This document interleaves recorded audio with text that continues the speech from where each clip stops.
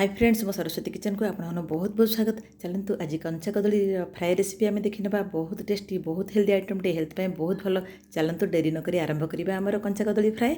देखो से मुझे तीनोटी कंचा कदली को काटी देती पानी में दे देती कारण काटी बेस समय रखिले से कला हो जाए। एमती ही गोटे कदली मुझे काटिक रेडी कर चलतु भल भाव पानी छाणी रेडी करदे। देखो गोटे बाउल में नहीं जाइए देखिले ना सुंदर भाव काटी से पूरा फ्राए पूरा रेडी हो जाए। चलते आम नेक्स्ट स्टेप को जीवा।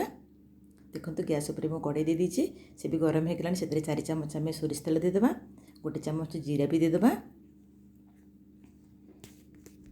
देखो जीरा भी धीरे धीरे फ्राए हो गलानी आम तीनोटी कंचा लंका को छोट छोट आकार काटी भी मिसाई देबा।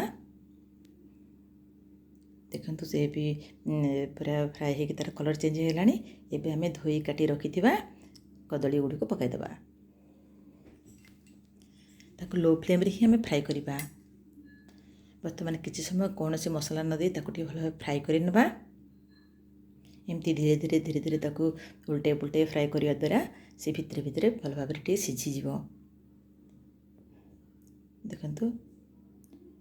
देखु किछि समय व्यवधान आम एमती भल भाव फ्राए करदे। बहुत बढ़िया कंचा कदली माने हेल्थ में बहुत भल। विभिन्न प्रकार विटामिन्स भर्ती भरपूर भाव रही आउ से तार फाइबर अंश भी बहुत अच्छी। समस्ते छोट बड़ समस्ते खाइबा दरकार। देखले ना आज से बहुत बढ़िया गोटे कदली फ्राए आज आम प्रस्तुत करुचे। देखो धीरे धीरे पूरा तार कलर भी चेंज हो आसला। से आम गोटे 2 पिंच हिंगु देदेबा जहाद्वारा कि फ्लेवरटा आहरी टेस्ट आसो पूरा बहुत बढ़िया लगे।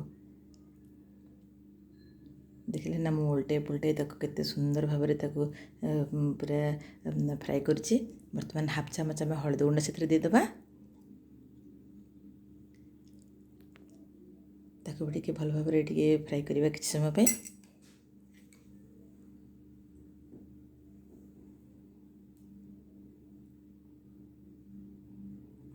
देखिले ना केते बढ़िया भाव फ्राए होम हाफ चामच लुण देदेबा तार टेस्ट पाई। तापर आउ टिके फ्राए करदेबा भी।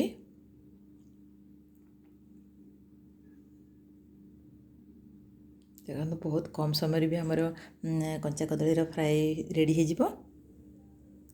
बर्तमान घोड़े देवा गोटे 3 ରୁ 4 मिनट खंडे सेमती ही लो फ्लेम रे ही आम घोड़ेबा जहाद्वारा कि से भितर पूरा बहुत सुंदर भाव कुक हो सॉफ्ट भी हो। देखो आमर एमती 4 मिनट खंडे हो गलानी। देखो से धीरे धीरे तार कलर भी चेंज हो सॉफ्ट भी जना पड़ी। देखो टे समय उल्टा पर आम देखी ना गोटे पीस देखिले। देखो केते सुंदर भाव से सॉफ्ट भी होगा जमती से मैंने आम भी देखिले से सांगे सांगे भांगी जाऊँगी भी। देखो आम रेड चिली पाउडर भी गोटे हाफ चामच से देदेले भी टिके भल भाव मिसाई देबा। देखो फ्राएर कलर भी चेंज हो गलानी बहुत पूरा बढ़िया भी जना पड़ी। किसी बर्तमान से आम कि चाट मसला हाफ चामच चाट मसला हाफ चामच आउ धनिया पाउडर भी दे दीची। देखो मिसाई देले आम भल भाव टिके देदेबा जहाद्वारा कि तार टेस्ट तार फ्लेवर भी बहुत बढ़िया आसो आमर कंचा कदली फ्राएर। देखो गरम मसला भी आम हाफ चामच देदेबा। देखले ना आम सब प्रकार मसला टिके देदेले। देखो आमर पूरा रेडी हो गलानी मसला सांगे पूरा सेट हो गलानी। आप चाहिए भी जीरा पाउडर दे पारे किसी बेसन भी दे पारे किंतु किसी दरकार नहीं। से केते सुंदर एमती ही से फ्राए हो गलानी। देखो गोटे मुझे देखा आपन को केते सुंदर भाव सी भितर सॉफ्ट भी हो जाए। अरे वाह देखिले ना बहुत बढ़िया भाव भी फ्राए हो जाए। आमर पूरा रेडी हो गलानी। आम जमती भी चाहिए पूरी रुटी आउ गरम भात एमती कि तो पखाल भात भी खाइले भी बहुत बढ़िया लगे। देखो अल्प धनिया पत्र देदेबा द्वारा भी तार टेस्ट आहरी बढ़िया लगे।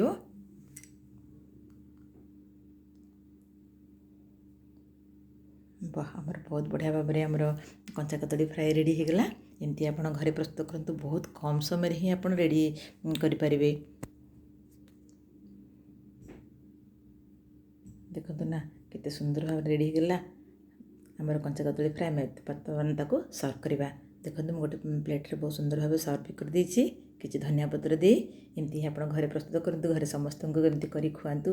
କେମିତି ଲାଗିଲା ମୋ ରେସିପି ଆପଣମାନେ କମେଣ୍ଟସ୍ ମାଧ୍ୟମରେ ଜଣାନ୍ତୁ। ଲାଇକ୍ ବି କରନ୍ତୁ, ସବସ୍କ୍ରାଇବ୍ ବି କରନ୍ତୁ ମୋ ଚ୍ୟାନେଲକୁ। ବହୁତ ବଢ଼ିଆ ଆଇଟମ୍ଟେ ଦେଖନ୍ତୁ। ବହୁତ ବଢ଼ିଆ ଭାବରେ ଆମର ରେଡ଼ି ହୋଇଗଲା ଆମର କଞ୍ଚା କଦଳୀ ଫ୍ରାଏ।